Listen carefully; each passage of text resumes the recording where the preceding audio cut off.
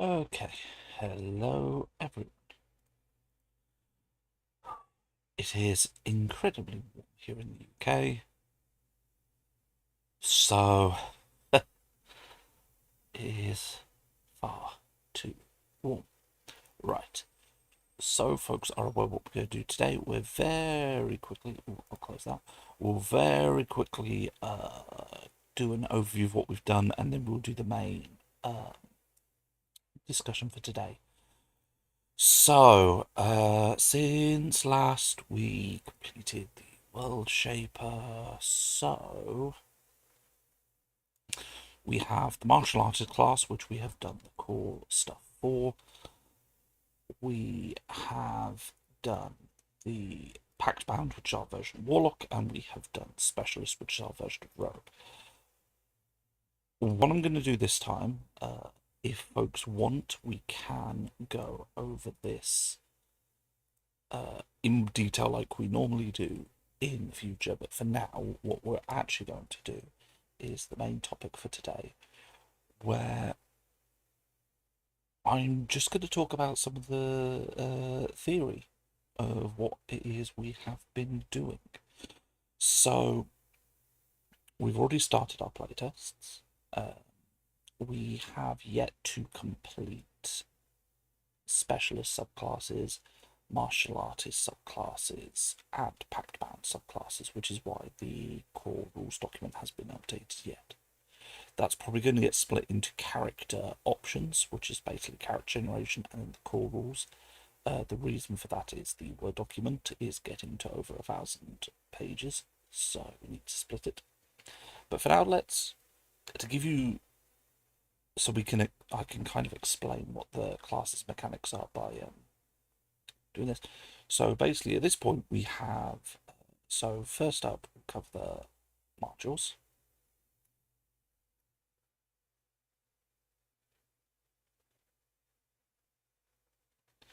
So we currently have the battle channeler. I am not an artist, if you can't tell. We have the warrior. We have the specialist. And then we have the martial artist.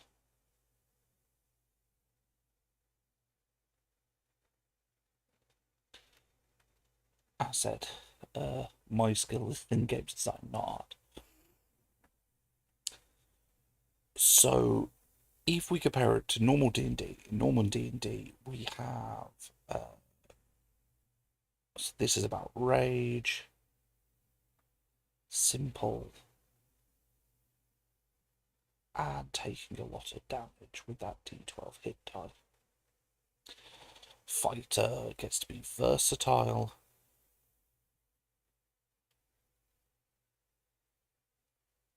Simple, D10. Rogue is high damage, D8. Oh yeah. And then monk is, again, a D8 high damage, in theory.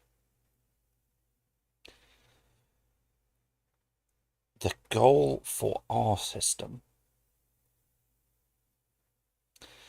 is we want them to be distinct. The biggest problem that they have is if you're a martial, your turn tends to be you attack, you do your damage, that's it. Or you attack, you miss, and then that's your turn. You might get to attack multiple times in a turn, but at the end of the day, all you get to do is attack, and that is it. Hello. So how we've done it instead is Battle Channeler. You still have your emotions. It is still fairly simple. This is why they have the multi-attack feature. They've not got any complicated mechanics. It's a lot of you channel your emotion. It's simple. You've got this D12 hit die. You're taking damage. But one thing that is core to this class is you are crit hunting. A number of its features are about getting that crit, getting that damage spike.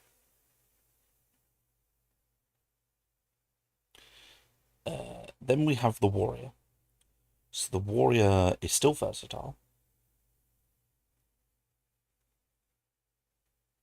It is more complicated. But the important thing is it is reliable. What we wanted the warrior to be was a class that you're not there. If you get a crit, it is still nice.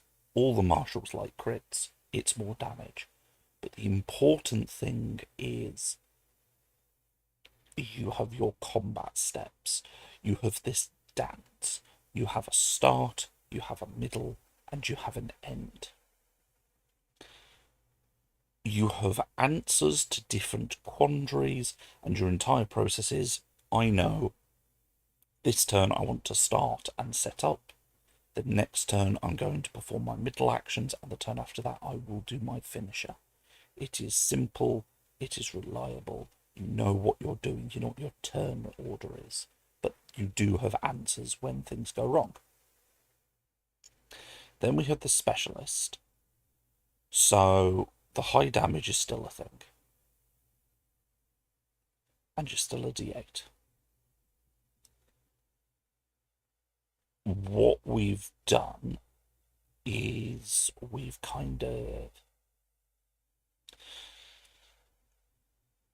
So to explain the specialist, because we haven't done an overview of that one yet, the specialist's entire purpose is that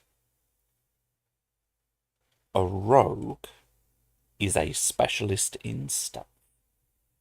Their entire focus in combat is, I want to get my stealth, and then with the stealth I will have the advantage, and then with the advantage I will do sneak attack.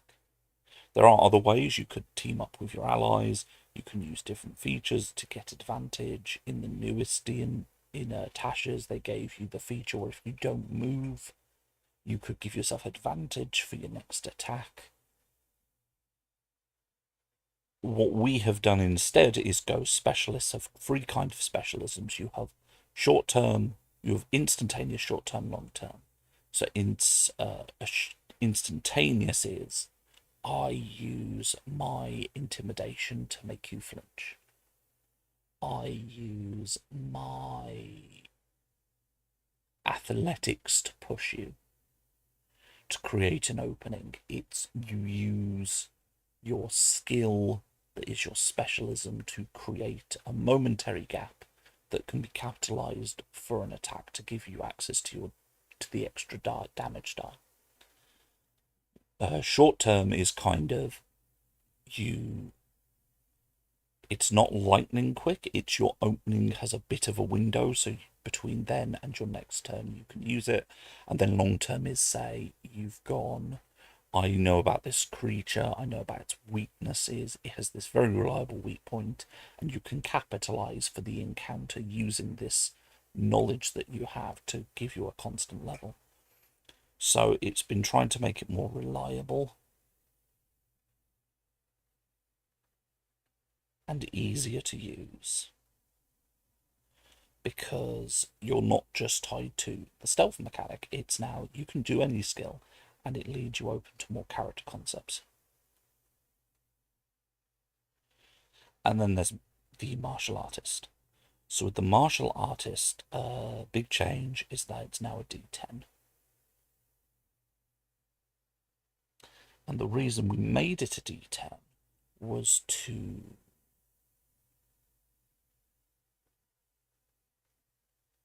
kind of deal with the fact that a monk reliably is going to take damage being on the front, or they're forced into a playstyle where it's kind of hit, do damage, and then run, and hope for the love of God that no one has an opportunity attack. Whereas with this, you can stay in the fight a bit longer. You've got this D10 hit die. You can choose a feature that gives you unarmored defense if you want to lean in that direction, but you can also lean in the direction of no, I want armor. I want a reliable set amount of armor. But the one thing this does have is this is not reliable. This is more chaotic. And this is more spontaneous.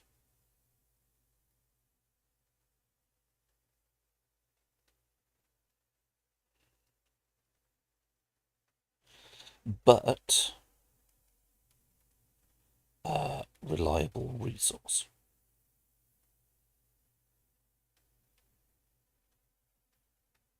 And what I mean by that is, so key, you will always have a set amount of key, and the key will be based off the amount of, will be based off your level. And you're planning to on a short or a long rest. What we've done instead is, so I just wipe the board a sec. There we go. So how it works now is you'll do your attack on a hit. You roll your normal damage, which is 1d6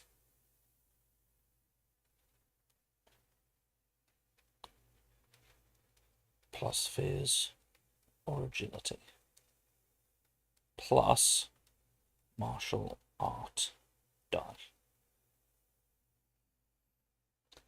And then this will go up as you level to 1d8, then 1d10. This will also go up as you level at a slightly different staggered rate. And the result of this die, called X, will be turned into combo points.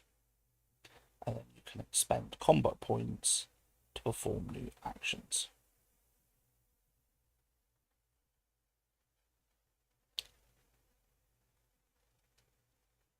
Which are then lost at the end of turn.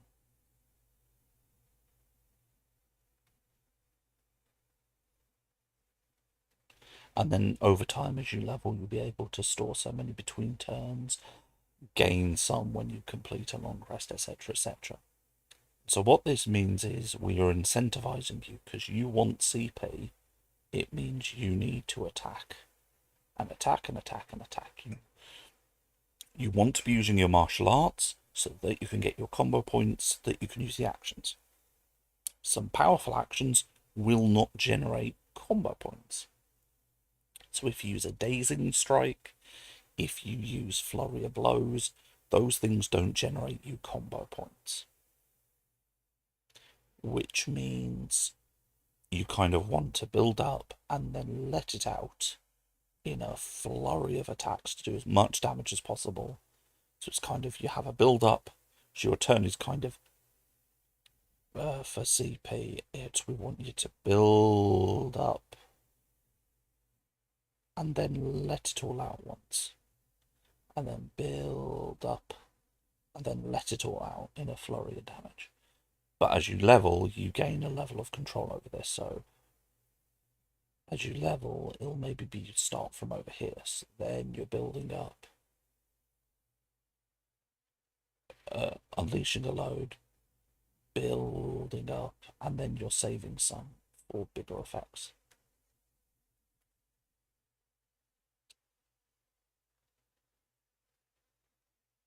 But what this means is we've kind of got this. If you want a simple fighter, you just go Battle Chandler. If you want a reliable, you know what you're getting into, you go Warrior. If you want something a bit more chaotic, a bit more, well, I'd say Warrior or Specialist technically. Then if you're wanting something a bit more spontaneous, you don't want to really plan ahead, you just want to see where the turn goes, you would probably enjoy the Martial Artist.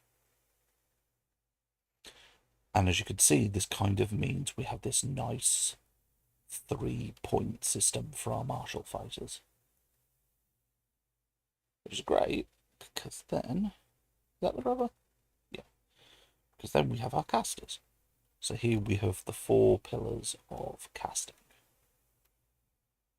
We have our arcane,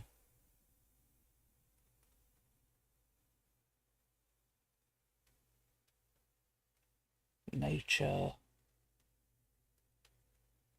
faith, and eldritch. And each one has a half caster, and each one has a full caster.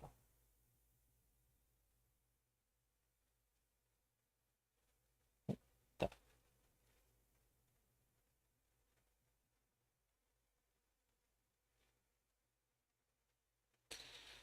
And each of the marshals kind of lends themselves to one of these. So Battle Channeler tends to lean into arcane.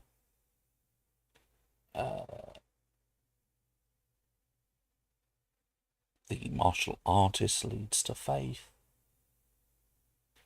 And there's not really one that lends itself to nature at the moment. It's probably going to end up being martial artist as well, because I think we've got a subclass planned for that one. And then also the warrior and the rogue also lend themselves to arcane, and also to, in its own little box over here, psionics, which the warrior and the specialist also lend themselves towards. But then with these casters, we've got the 4 big pillars. We have the world speaker, eternal. Oh, if it wants to write.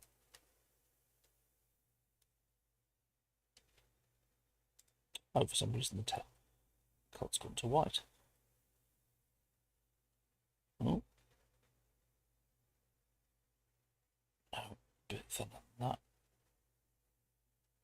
That'll do. Eternalist, Arcanist, and Pactbound. Over here you also have the Bard and the Soul-Shaped, but these are special. Because Soul-Shaped can technically, depending on which things interact with the soul, get a spell list from any of the others. And Bard technically doesn't have to be a spellcaster. So they are again weird. So you have your 4 pillars.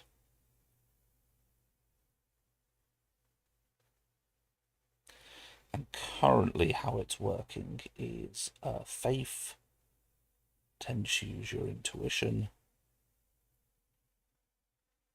Nature also tends to use your intuition. And then arcane uses knowledge. And eldritch can use any.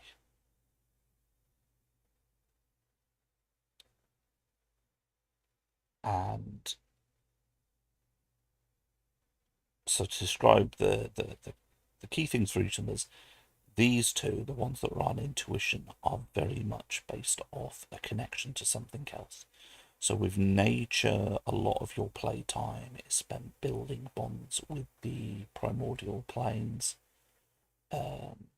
building bonds with each element, getting more powerful spells tied to that element, and being enhanced that way. Eternalist is about developing your connection with your eternal and gaining powers from that.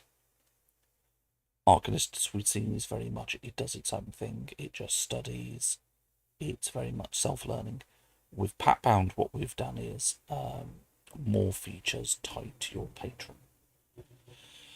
So, for example, at first, you gain a Mark of Power, which is basically an ability that if someone uses Detect Magic on you, they can see some way that you have an aura that gives off a sense that gives off an idea of who your patron is. Not necessarily exactly who they are, but kind of like, are they tied to undeath? Are they masked? Are they dream? What are they?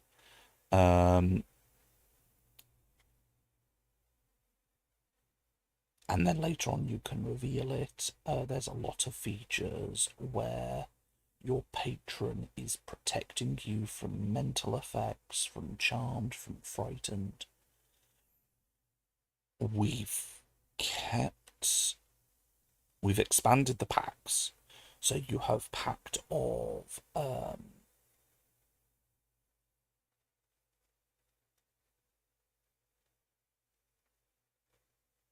so you've pact of the blade, tome,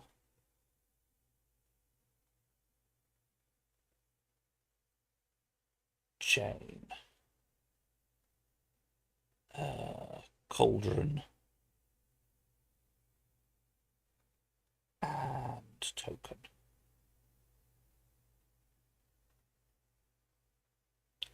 And flesh. This one is exclusive to one patron only.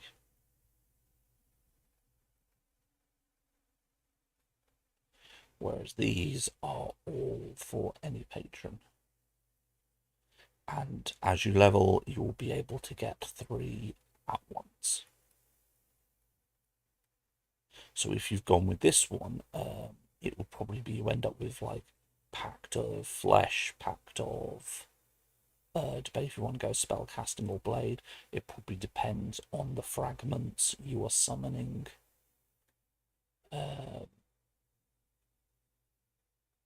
Will determine which of these you want, which one kind of fits your theme, and then you'd have one other. We've expanded the Eldritch invocations so that there's one Eldritch invocation, so that there are multiple Eldritch invocations. They're based on patron and pact boon.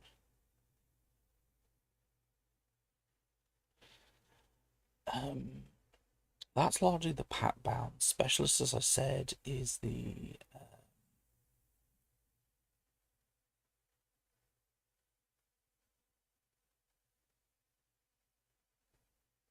specialist martial artist are still in a lot of development. But what I am going to briefly go over is some of the other aspects that, as we found the playtest, are a bit not like current D&D and therefore need some explaining. So currently one we need to explain is armor. So let's see if I can do this right. So we have helmet.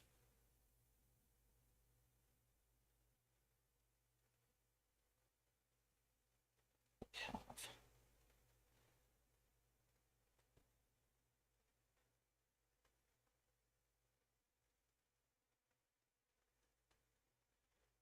leg.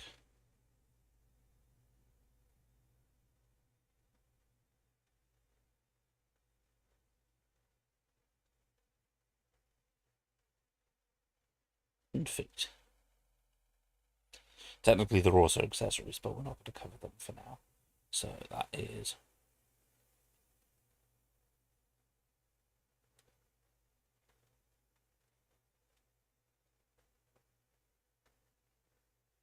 so there are 5 slots in total.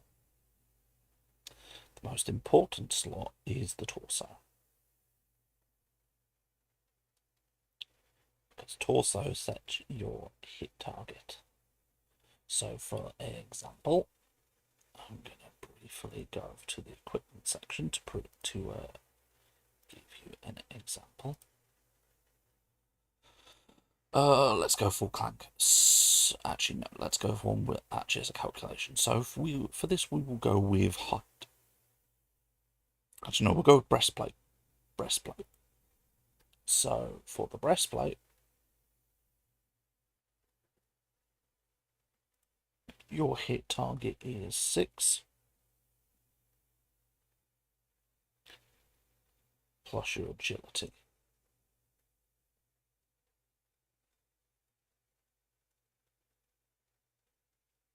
To a max of 2.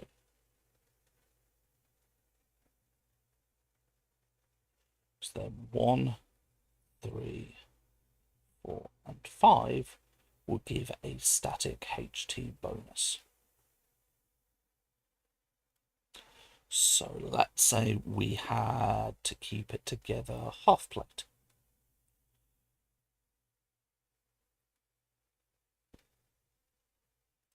How a half plate would work is a half plate would each be a +2 bonus. So if I had a helmet, torso, that was a breastplate, I had a half plate helm, hands, legs, and feet. My total hit target, if we say had an agility of 0, for this example, would be a total HT of 2, 4, 6, 8, 14. So our total hit target would be 14, which is what you need to equal or be greater than to hit. Now, every piece of armor, let's move a bit down. So each armor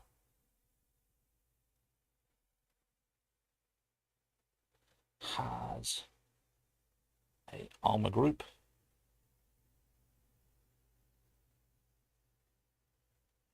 which for all the above was plate. And there was also a set bonus.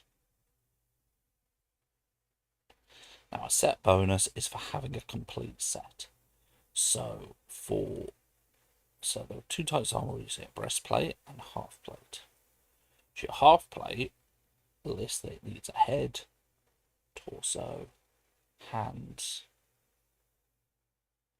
legs, and feet. This is the problem, because we had all of these except for the torso. But the breastplate lists only torso, which we do have. So let's look at breastplate. Breastplate has a special armor class, has a special armor set bonus that says this armor does not have its own armor set bonus, but it can be used as a torso piece for any other plate group armor set. So this does not have a set bonus of its own, but it can take the torso piece of any armor that has the plate group, which half plate does. So technically, because of Wibble, it is allowed. So let's see what the half plate armor set bonus is. The half plate armor set bonus is increased maneuverability. Your hit target calculation now uses an agility maximum of 3. So obviously this character cannot get the benefit because it's got 0. But let's say he had an agility of 5. Let's say we had effectively a rogue who wanted to use half plate. Don't know why, but they chose to. So that would change the initial calculation before the set bonus. It would be 6 plus your agility to a max of 2, so that'd be 8 plus 8. So your actual hit target would be 16. But because of the set bonus, it would be 17. Then if you add a shield on top, it would instead be 19. Now,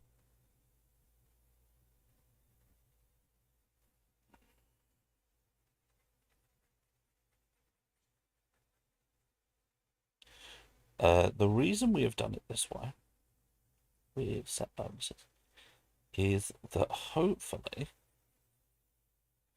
first of all, not everyone can afford, as presented in the current D&D books,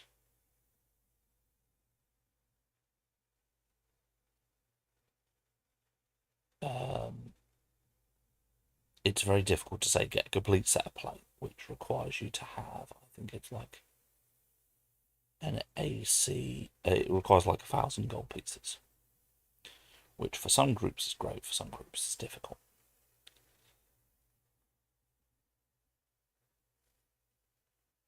Oh, that's too good.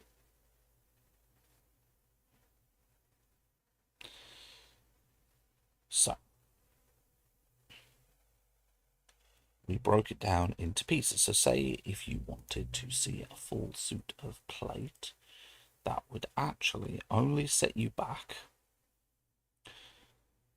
150 gold pieces for each piece.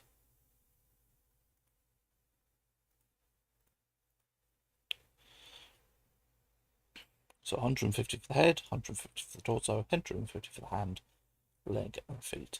When you get hand and feet, you get both sides. It's not one glove at a time. They are treated as one slot for the purposes of armor. But not though the core sets of armor each have generally the 5-piece set bonus. With certain pieces like the breastplate not having a set bonus, but say allowing you to utilize them instead of an equivalent. The armor groups, I should said, were padded. It's padded.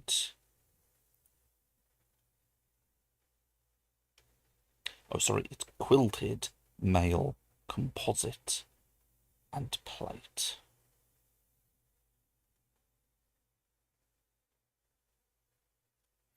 And then they themselves may have extra feats that are capable of being added. But one of the things is, so for some of them, the group prefers things like breastplate that, for example, went, we care about your set group because the breastplate can take the part of any other torso armor.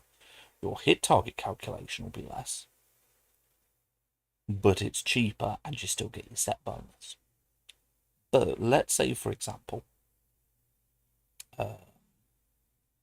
two magic items that exist in D&D is the boots, is the elven boots,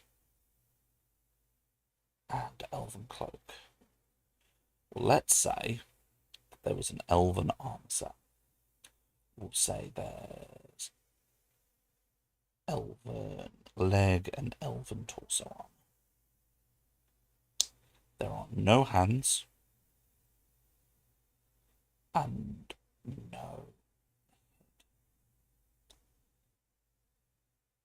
And let's say, so for this one, it could be that your set bonus, you need a torso, you need legs, you need feet, and then you need special because you need the cloak.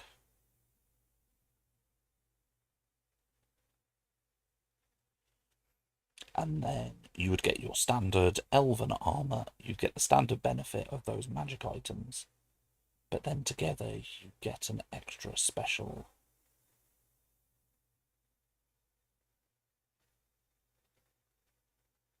A special Benny.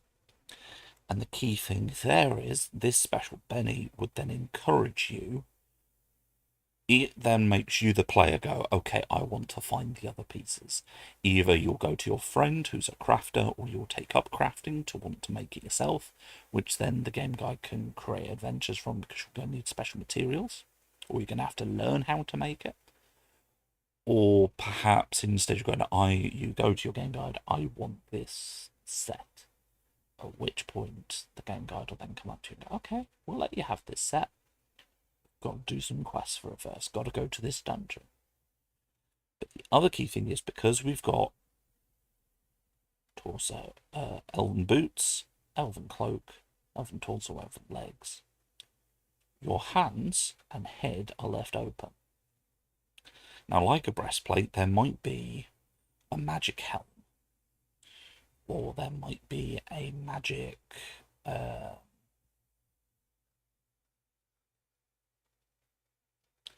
there might be magic helm, there might be magic gloves, maybe like there's the gloves of the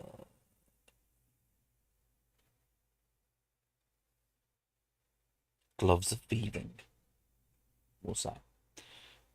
And you can then sit there and you can go, okay, I don't care. I don't have to worry about my set bonus disappearing. I can have these gloves quite happily because now I'm getting my set bonus from something else.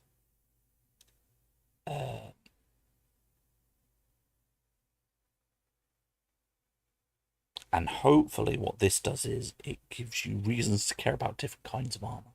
Because it might be certain enchantments can only be applied to specific kinds of armor. Perhaps you really like your plate armor, and you've got it that the plate armor doesn't have the clanky armor property that gives it the disadvantage on stuff. So you've done that, you've got this silent plate armor. But now you really wish you could have the gloves of the pickpocket. You might use that high agility. Well, perhaps that enchantment only applies to leather gloves, or those of the quilted armor set. At which point you then have to say, okay, well, which quilted armor set actually might be more my thing. The goal here isn't that you just go, okay, I have enough gold, I now go to the next piece of armor that has the next highest armor. Cool, I've got a bit more gold. Oh, we got this magic armor. Cool. And then you look at your old armor going, well, this is useless because I will never wear you again because the armor value is too low. Now there's kind of a reason of, well, actually, maybe there's a situation where I want to keep this armor because the set bonus is applicable to something I want to do. Another thing to consider is, say, for example, there was the armor set of Dwarven Plate. The armor set of Dwarven Plate. And it's normal plate armor, but if you get the complete armor set, your physique gets a +2 bonus to a max of 8. Which is good because the normal physique score has a max of normal traits have a max of 5. So you got through all this. So you found this suit of Dwarven Plate. But the thing is, if all 1 to 5 each have the armor type plate, and you have pieces 1 to 5, even if the Dwarven Plate only required 2 to 5 to get the set bonus, if you acquired all 5 pieces, because they all have the plate keyword, they would also get the plate set bonus. So the default armor types each have a set bonus that if the set is gathered, be they magic or normal, they will apply that set bonus no matter what. If there's a second set bonus for having the set of Dwarven Plate or Elven Leather or Dragon Hide Hide Armor, that set bonus will be in addition to the original set bonus. Again, it's just the idea of this system is hopefully just to make it that armor is even mundane armor is interesting. Because again, it might be that you want. It maybe you don't care. You're just going to get whatever has the highest hit target. And you'll just buy the pieces, and that's it. And that's great. That's fine. You do you. But the point remains, I mean, you can go to your game guide. I don't care about armor pieces, just can I buy a complete set of armor? And the answer to that is yes. They just add up 5 pieces. They just times the cost by 5. And it's just like, yep, you bought a complete set. No mixing, no mixing and mashing, no weirdness. It's just, okay, that's how we go.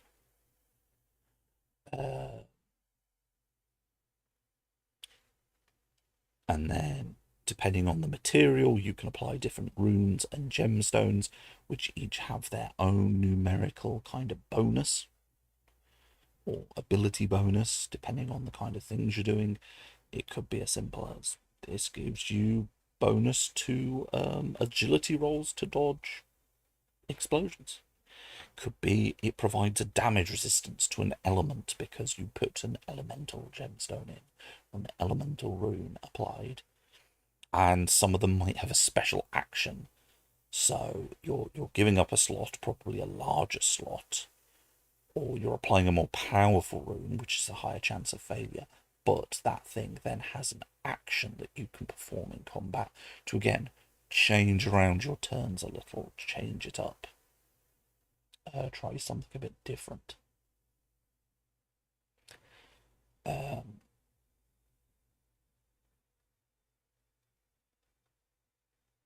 and yeah, that's my hope. My hope is just to make, because at the end of the day, we don't want to. I've made the decision that we're going to stick with hit target working like AC does now as an abstraction, because I could try to make it more realistic, but the level of complexity it would add, I'm not sure there would be much benefit for. And often one of the reasons for these complexities is to make armor more interesting, to make it that you want to get, you want to care about, why am I wearing this specific kind of armor? What this is hopefully doing is something similar. It's making you care about why you're using a specific kind of item, but while keeping that simplicity of AC. I could be wrong, and it could be the playtest goes, this is too much, don't like it. No. Weapons. Weapons are slightly different. Just go this one.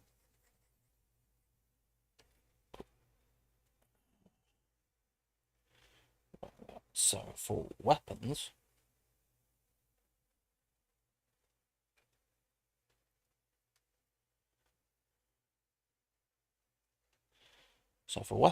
it's a bit different. So largely, damage has not changed.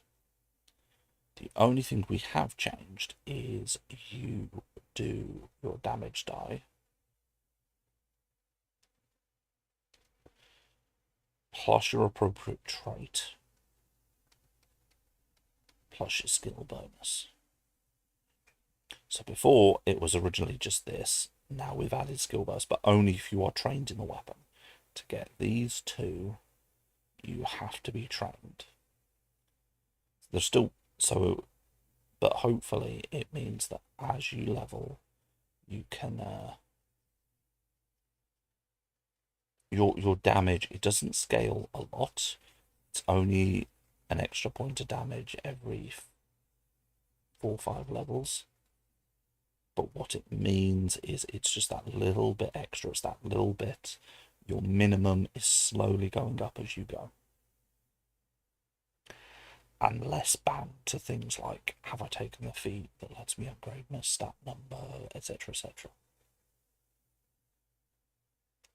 Other parts of weapons is, again, like armor, we now have weapon groups.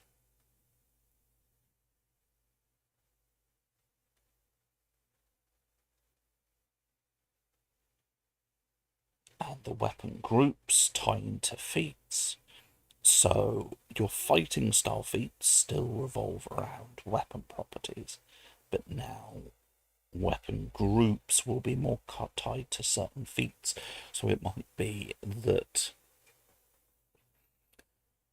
there are feats for making swords better, and feats for making polearms better, and feats for making your fists better. Again, trying to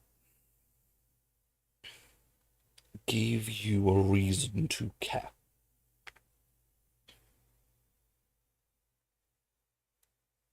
Because the problem at the moment is you just go, I have gold.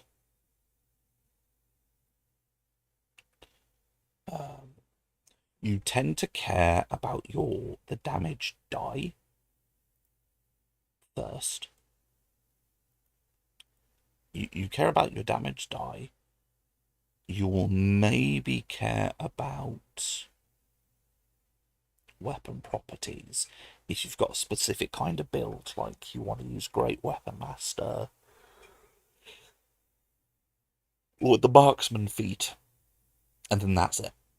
So what we've done instead is we've tried to give you reasons to care. So, of course, damage die. There are a variety of weapons, different damage die. There are a variety of your free damage types: bludgeoning, piercing, slashing. One goal we did was to add some weapons so that for every damage die level,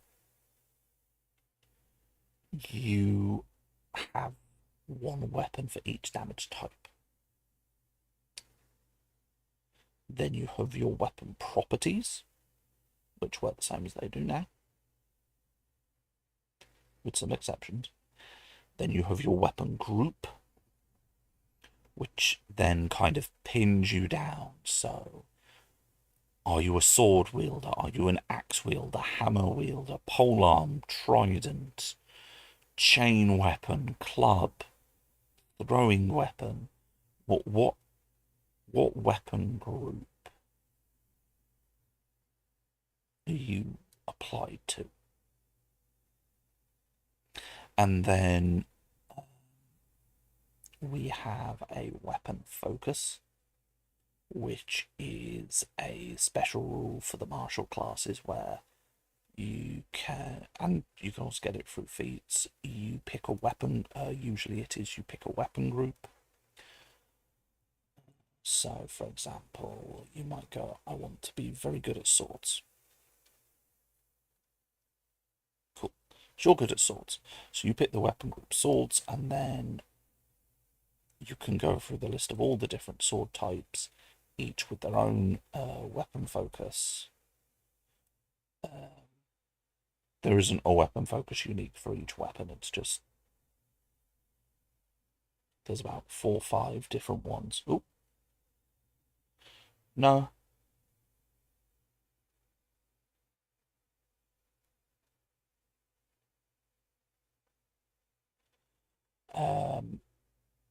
So there are about 4 or 5 different weapon focuses. And why? Shoot. Yeah, the only noise coming through should be my microphone.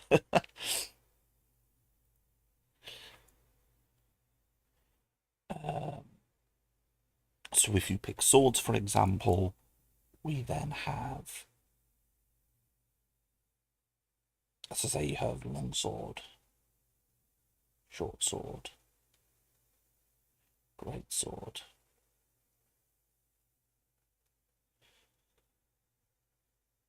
You've already chosen this line of weapons you want to go down. Maybe you're getting a feat that's really keys off swords.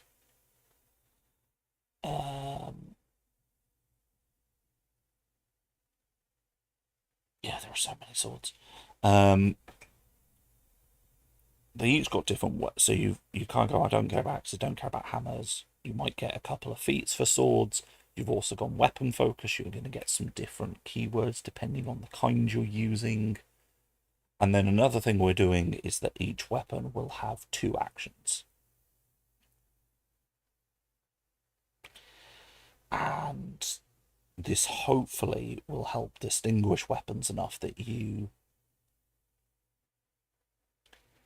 care. You care about the kind of weapon that you take.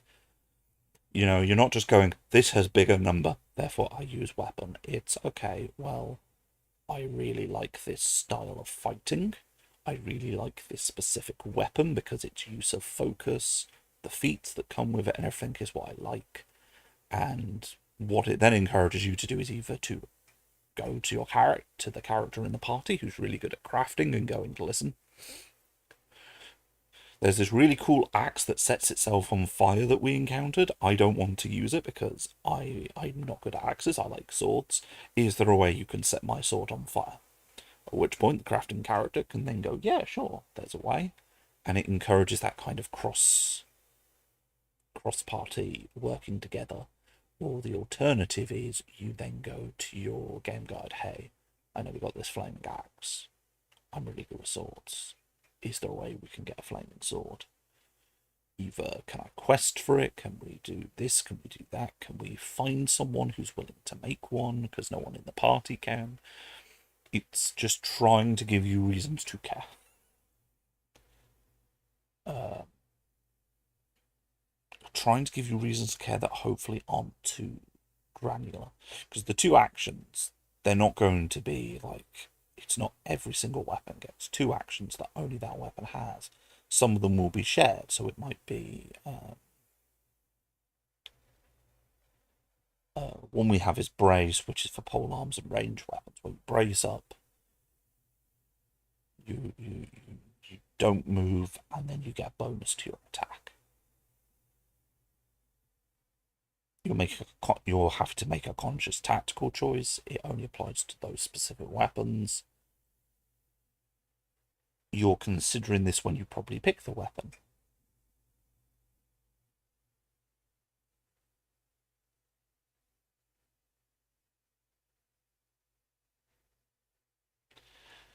But the key thing is it's I guess the way I phrase it is, I don't want you to never pick the axe. What I want you to have is actually, instead of looking at the axe going, it's an automatic, yes, this axe is better than my normal sword, that's it. It's trying to give you choices. And maybe it is you become that fighter that looks like Geralt, where you have 5 different weapons across your back, and it's like, for this weapon, pull out the flaming axe. For this fight, we're pulling out the frost sword. For this fight, we're pulling out the normal silver rapier. Giving you reasons to want to care about the weapons. Heck, maybe you're just going to be Xenos from FF14 and you carry around a fucking mechanized golf club carrying thing for your swords. And yeah, hopefully that's another thing we've been making sure to do is to try and encourage things where it's like, hey, this thing interacts with this thing. Like we've I've already applied to the grease spell that you can set the grease spell on fire, at which point it's like, yes. Grease spell, traditionally viewed as not a great spell. It's like, well, actually, if you cast the grease spell, you can also set it on fire. It's like, this is some battlefield control. This is some neat messing up, especially if one character has the ability to cast grease and another character's like has said flaming axe, and they can go, well, okay, you spend your turn casting grease, I'll spend my turn. Well, I won't spend my turn, I'll do something else. But as part of that action, I'll also set the grease on fire. Now we don't have to worry about the right-hand side of the battlefield, except for maybe the character that has some fire resistance or something, I don't know. But yeah, the current goal is to try and... One of our many goals is to try and make items. Try and make the choice meaningful.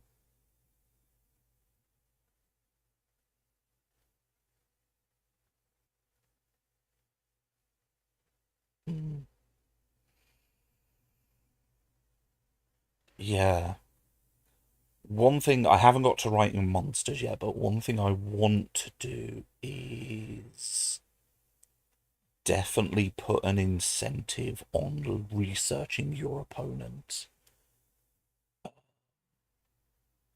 making vulnerabilities and ways of dealing more damage more apparent, so that you have an incentive to research and go, okay, we're gonna fight X. I mean, some of the obvious ones are like, I'm fighting a water elemental. Perhaps, maybe, fire or lightning might be helpful in this fight. And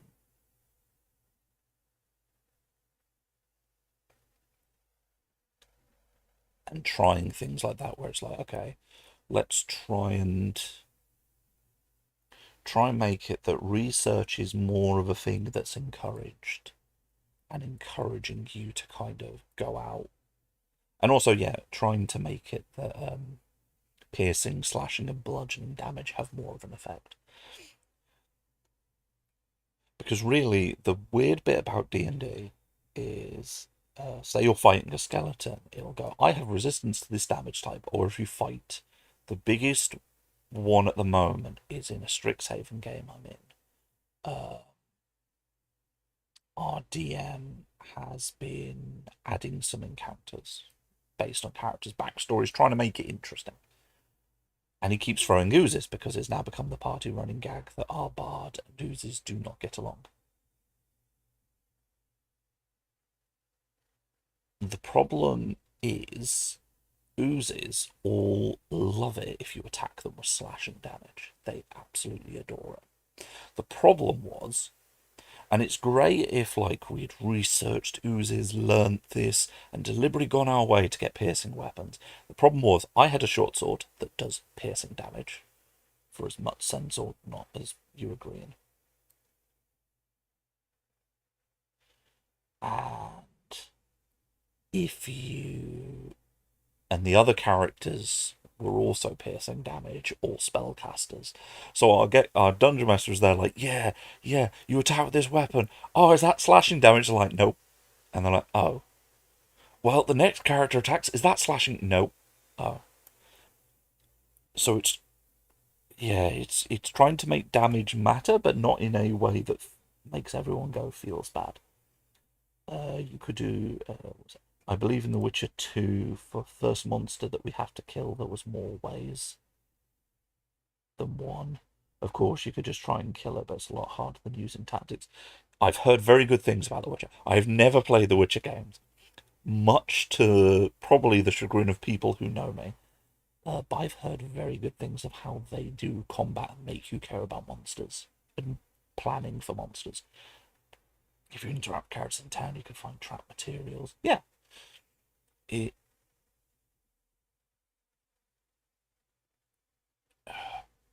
it's trying to design things in the game that allow everyone that like if you want to play, I just want to go in a dungeon, I open a door and I hit things, then I go in the next dungeon and I hit things.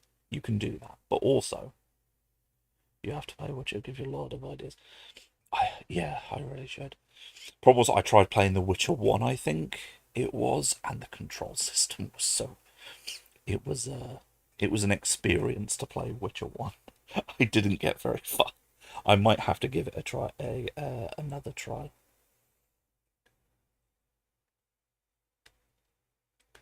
But yeah, but some things we want to do is we want to make you care about your weapons, care about your armor, care about the monsters you're fighting, which then causes you to care about your weapons and armor.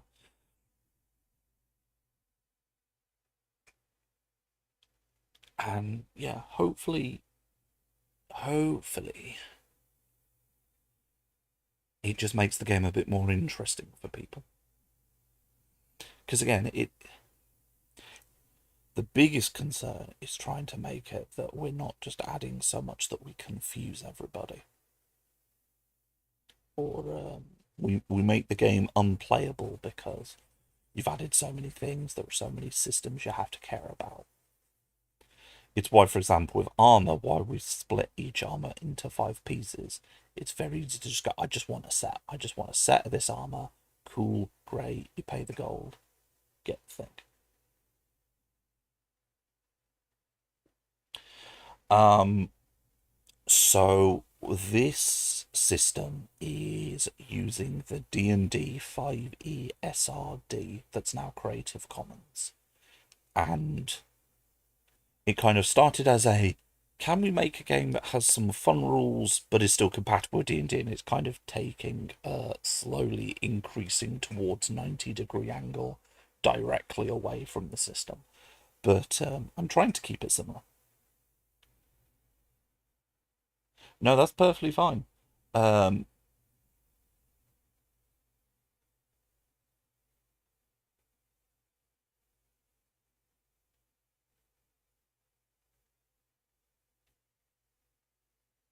I said at the moment I'm just doing some general design stuff. Um,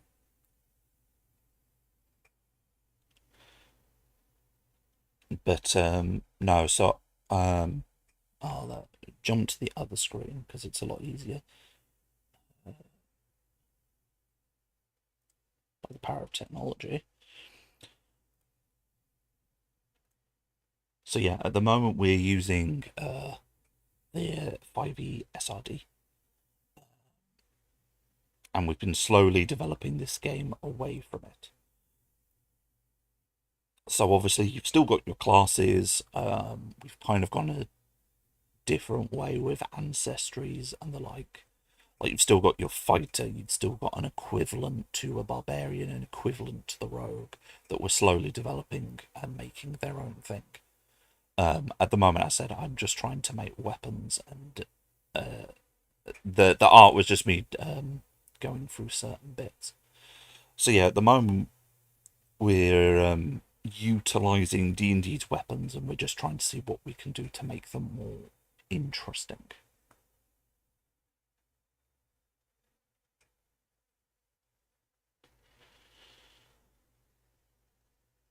Yeah, unfortunately, just normal TTRPG rather than video game.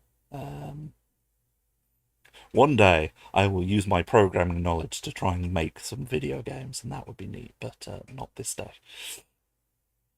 Having a hard enough time making the TTRPG work. Um, in that I started this in January, and then I went, oh, it's fine, we'll do playtests in like the summer. It is now September. We're starting to do some playtesting. We had the first start of character generation. That was fun. Luckily, people did seem to understand it.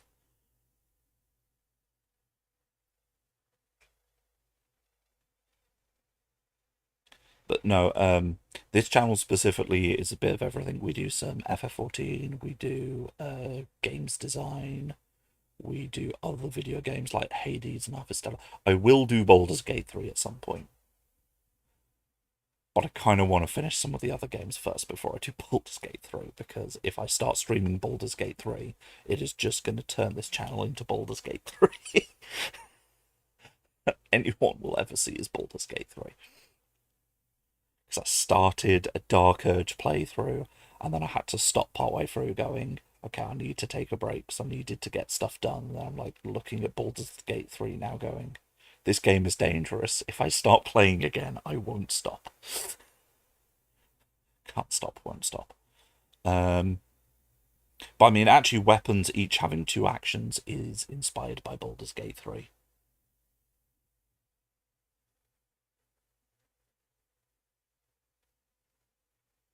Oh, thank you.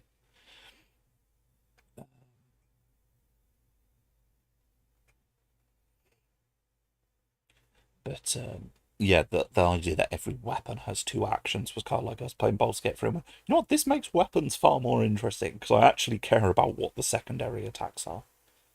Uh, I care about pommel strike.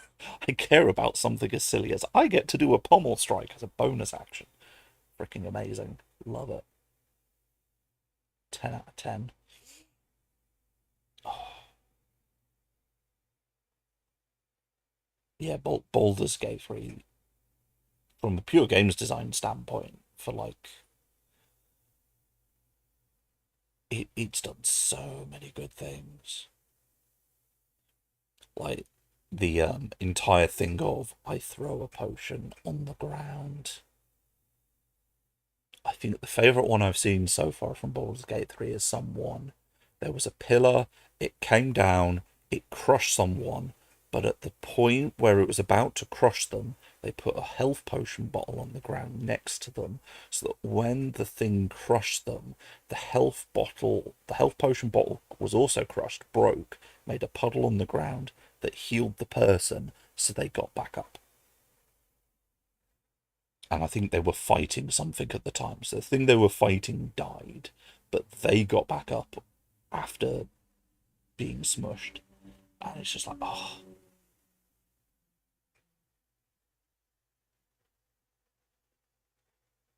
Do you have an honourable barrelmancer class? I have to ask, what is the honourable barrelmancer? What is an honourable barrelmancer?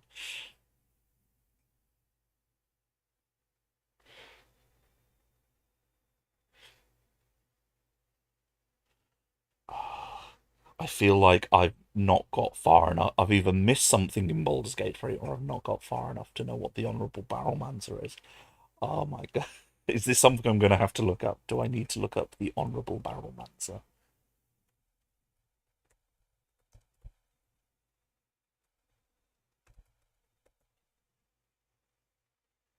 Kind of unofficial class. Okay, let's have a look. Honourable Barrelmancer.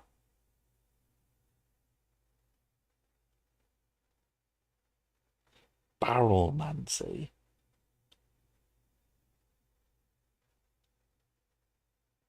Oh, right. I understand. Um, there are definitely.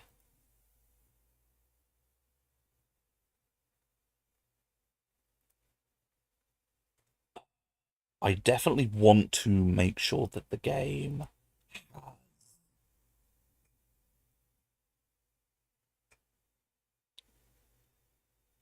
We have a psychic class that can definitely move things around, such as barrels.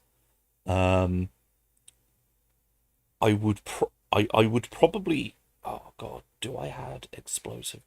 The thing that's just occurred to my head is, do I add explosive barrels as an item in the game that can be interacted with, or barrels of oil? Um, I'm gonna make a note. Make sure.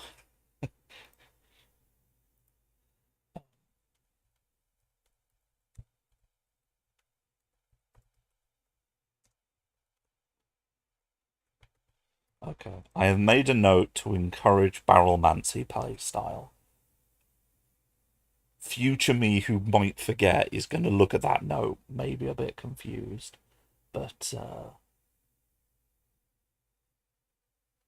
yeah, like I've definitely already written into the rules having uh, going flasks and vials you can throw and break, and I think I am going to start encouraging the Baldur's Gate style of, you can throw a healing potion at someone.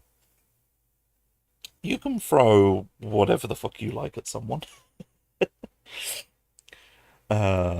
And whatever alchemical thing inside will break on and hit the person. I hadn't considered barrels, but I'm not opposed to encouraging this by perhaps adding some things that, if placed within a barrel and thrown at someone, might incentivize new and unique kinds of play. Definitely something I think we'll want to encourage.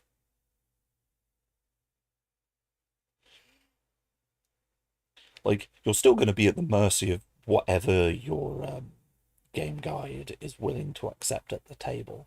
But I could definitely look at adding some items that are just things like explosive barrel, because why the hell not? the the genre for this game is very deliberately is high fantasy and pulp fantasy. There's nothing more pulp than appropriately located explosive barrels dotted around the map at convenient locations.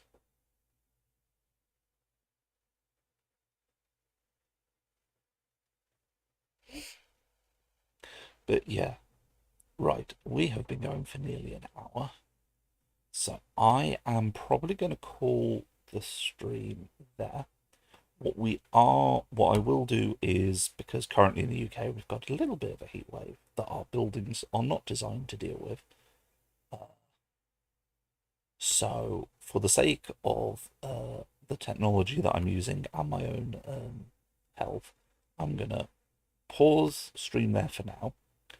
We'll come back later this evening for some Final Fantasy 14. And if folks want to hang out, chat about whatever, they can feel free. But hopefully everything could be cooler, which means I can actually run the stream for a reasonable amount of time with a video game. But yes, thank you everyone for showing, and thank you everyone for joining. And we will definitely see you all later. Oh, D&D 5 is broken. Fair enough.